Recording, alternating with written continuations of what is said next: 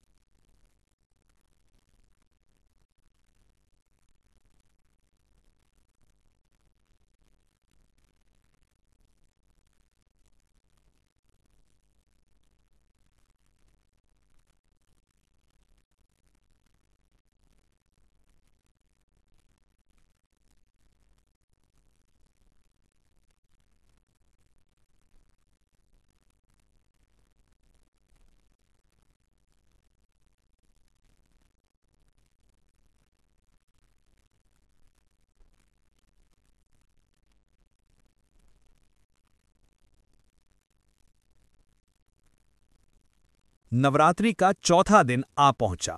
इस दिन की देवी हैं मां चंद्रघंटा। उनके मस्तक पर अर्धचंद्र की आभा धमकती है और हाथों में अनेक अस्त्र शस्त्र। मां सिंह पर सवार होकर युद्ध के लिए तत्पर रहती हैं। उनका स्वरूप भक्तों को शौर्य, धैर्य और सुरक्षा प्रदान करता है। भय की छाया। सत्यपुर गांव में जहां एक और भक्ति और विश्वास बढ़ रहा था, वहीं दूसरी ओर कुछ अजीब घटनाएं होने लगी। रात में अंधेरे में अजीब अजीब आवाजें सुनाई देने लगी। बच्चों ने देखा कि खेतों के पास काली परछाइयां मंडरा रही हैं। कई पशु अचानक बिना कारण बीमार होकर मर गए। गांव के लोग डर गए। बुजुर्ग बोले, ये दुष्ट शक्तियों की छाया है। जब भक्ति बढ़ती है तो असुर शक्तियां उसे तोड़ने का प्रयास करती हैं। अनुष्का का संकल्प। जब सब लोग भयभीत हो गए तो अनुष्का मंदिर पहुंची। उसने मां चंद्रघंटा की प्रतिमा के सामने दीप जलाकर कहा, हे मां, आप सिंह वाहिनी हैं, आप युद्ध की देवी हैं। कृपा कर हमारे गांव को इन दुष्ट शक्तियों से बचाइए। मैं व्रत से कभी पीछे नहीं हटूंगी। उसकी प्रार्थना सुनते ही मंदिर की घंटी अपने आप बज उठी। इतनी तीव्र ध्वनि हुई कि पूरा गांव कांप उठा। चमत्कारिक रात्रि। उस रात जब काली परछाइयां गांव की ओर बढ़ीं, तो अचानक आकाश में शंख और घंटियों की ध्वनि गूंजने लगी। लोगों ने देखा मंदिर की प्रतिमा से एक दिव्य आभा निकली। मां चंद्रघंटा अपने सिंह पर सवार होकर प्रकट हुईं। उनके हाथ में घंटा था, जिसकी ध्वनि से सारी नकारात्मक शक्तियां कांपकर भागने लगीं। गांव वाले विस्मित होकर ये दृश्य देखने लगे। कई लोगों की आंखों से आंसू बह निकले। मां चंद्रघंटा स्वयं हमें बचाने आई हैं। गांव में शांति। सुबह जब लोग उठे तो गांव का वातावरण पूरी तरह बदल चुका था। खेतों में ताजगी लौट आई थी। बीमार पशु धीरे धीरे स्वस्थ होने लगे। बच्चों की हंसी खुशी लौट आई। सब समझ गए कि मां चंद्रघंटा ने अपने आशीर्वाद से गांव को दुष्ट शक्तियों से मुक्त कर दिया है। अनुष्का का दिव्य अनुभव। उस रात अनुष्का को स्वप्न आया। मां चंद्रघंटा ने उससे कहा, बेटी, तू डरो मत। जब तक तू सच्चे मन से भक्ति करती रहेगी, मैं और मेरे सभी रूप तेरे गांव के साथ खड़े रहेंगे। आगे की राह कठिन है, परंतु मां की कृपा तुझ पर हमेशा रहेगी। अनुष्का ने नींद से जागकर यह स्वप्न सबको बताया। गांव वालों का विश्वास अब अटूट हो गया। इस प्रकार नवरात्रि का चौथा दिन समाप्त हुआ। गांव की रक्षा हो गई और लोगों ने पहली बार महसूस किया कि देवी मां वास्तव में उनके बीच मौजूद हैं।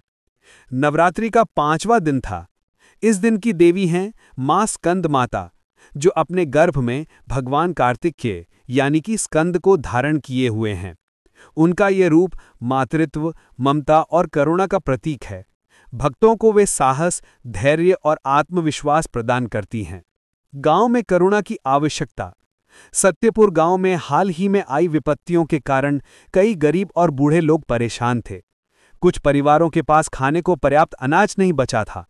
बीमार बच्चों के इलाज का खर्च कोई वहन नहीं कर पा रहा था। गांव के कुएं और तालाबों का पानी कम होने के कारण महिलाएं दूर दूर से पानी लाने को मजबूर थीं। गांव वालों की आंखों में चिंता और पीड़ा साफ झलक रही थी। अनुष्का का मधुर प्रयास। अनुष्का ने सोचा, मां स्कंद माता ने अपने भक्तों के लिए हमेशा करुणा दिखाई है। मैं भी अपने छोटे प्रयास से गांव के लोगों की मदद करूंगी। उसने अपने छोटे से घर से कुछ अनाज, फल और जल लेकर मंदिर पहुंचा। मंदिर में खड़ी वे छोटी कन्या बोली, हे मां, आपके आशीर्वाद से हमारे गांव के लोगों की भूख और दुख दूर करें। मैं अपनी छोटी सी शक्ति अर्पित करती हूं। जैसे ही अनुष्का ने ये प्रार्थना की, मंदिर में हल्की सी सफेद आभा फैल गई। दीवारों पर देवी का प्रतिबिंब चमकने लगा। झाड़ियां और पौधे अचानक हरे भरे हो उठे।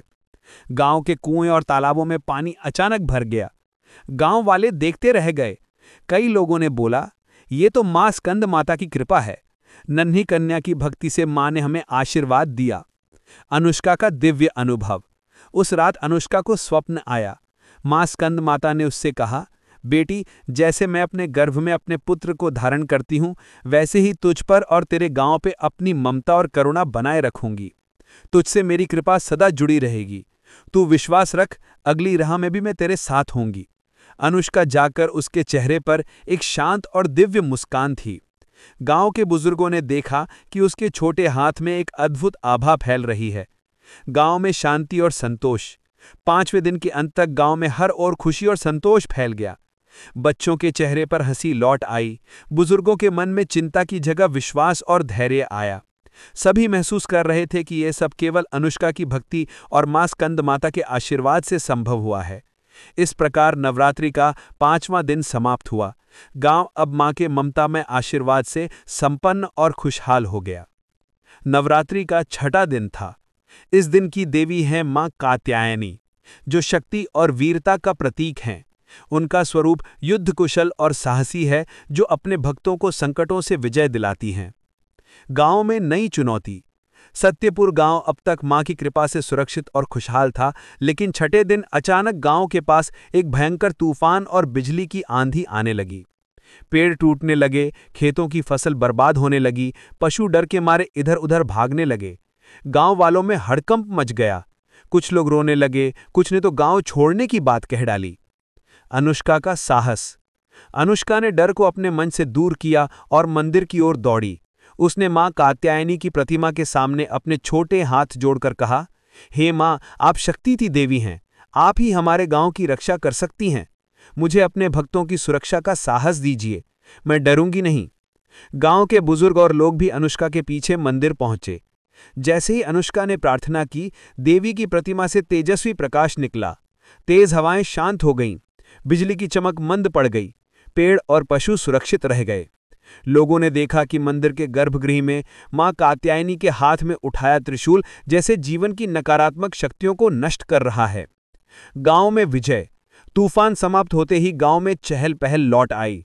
टूटे हुए पेड़ के स्थान पर नए पौधे अंकुरित हुए। खेतों में फसल हरी भरी दिखने लगी। लोग अनुष्का को देखकर उत्साह से भर गए। गांव के बुजुर्गों ने कहा, बिटिया की भक्ति और मां कात्यायनी की शक्ति ने हमें इस विपत्ति से बचाया। यही सच्ची आस्था है। अनुष्का का दिव्य अनुभव। उस रात अनुष्का को स्वप्न आया। मां कात्यायनी ने देवी ने कहा, बेटी, संकट केवल तुम्हारी भक्ति की परीक्षा है। जैसे तुमने साहस और विश्वास से इसे पार किया, वैसे ही अगली राह में भी मैं तेरे साथ रहूंगी। तेरा साहस ही गांव की सुरक्षा का आधार है।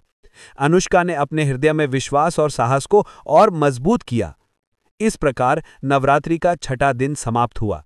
गांव अब मां कात्यायनी की शक्ति और विजय से सुरक्षित और आशीर्वाद प्राप्त था। नवरात्रि का 7वां दिन था। इस दिन की देवी हैं मां कालरात्रि, जो भय और अंधकार का नाश करने वाली हैं। उनका स्वरूप भयानक और अत्यंत शक्तिशाली है, लेकिन वे अपने भक्तों के लिए अनंत करुणा और सुरक्षा लाती हैं। गांव में अंतिम परीक्षा। सत्यपुर गांव अब तक मां की कृपा से सुरक्षित और खुशहाल था, लेकिन 7वें दिन अचानक गांव के पास काले बादल और तेज आंधी तूफान छा गए। रात के अंधकार में अजीब परछाइयां दिखाई देने लगीं। लोग डर और भय से कांपने लगे। गांव में अचानक एक अजीब भय का माहौल बन गया। गांव के लोग भयभीत थे। उन्होंने कहा, अब शायद हमारी परीक्षा समाप्त नहीं होगी। क्या हम इस संकट का सामना कर पाएंगे? अनुष्का का अदम्य साहस। अनुष्का ने डर को अपने मन से दूर किया और मंदिर पहुंची। उसने मां कालरात्रि के चरणों में नमन करते हुए कहा, हे मां, आप भय और अंधकार नाश करने वाली हैं। हमारे गांव और हमारे लोगों को सुरक्षित करें। मेरी भक्ति को स्वीकार करें। मैं कभी नहीं डरूंगी। गांव के बुजुर्ग भी अनुष्का के पीछे मंदिर पहुंचे। दिव्य प्रकाश। जैसे ही अनुष्का ने प्रार्थना की, मां कालरात्रि का भयानक और दिव्य रूप प्रकट हुआ। उनके हाथ में त्रिशूल और तलवार चमक रही थी। उनके काले रूप से एक तेजस्वी आभा निकली, जिसने सारे अंधकार को समाप्त कर दिया। भयावह आंधी और परछाइयां तुरंत गायब हो गईं। गांव वाले आश्चर्यचकित होकर बोले, यह केवल मां कालरात्रि की कृपा से संभव हुआ है। नन्ही बच्ची की भक्ति ने हमें इस भय से बचाया। अनुष्का का दिव्य अनुभव। उस रात अनुष्का ने स्वप्न में मां कालरात्रि को देखा। देवी ने कहा, बेटी, भय केवल मन में होता है। तूने अपने साहस और भक्ति से अंधकार को हराया। जैसे तूने इसे पार किया, वैसे ही आगे की राह में भी मैं तुझ पर अपनी कृपा बनाए रखूंगी। अनुष्का का मन अब और भी दृढ़ और शांत हो गया। गांव में उत्सव। 7वें दिन के समाप्त होते ही गांव में उत्सव और खुशी का माहौल बन गया। लोग अपने घरों में दीप जलाने लगे, बच्चे खेलने लगे और बुजुर्गों का मन प्रसन्न हुआ। गांव में विश्वास और श्रद्धा का दीप और प्रज्वलित हो गया। इस प्रकार नवरात्रि का 7वां दिन समाप्त हुआ। गांव अब मां कालरात्रि के आशीर्वाद और अनुष्का की भक्ति से सुरक्षित और आनंदित था। नवरात्रि का 8वां दिन था। इस दिन की देवी हैं मां महागौरी, जो पवित्रता, शुद्धता और शांति की प्रतीक हैं।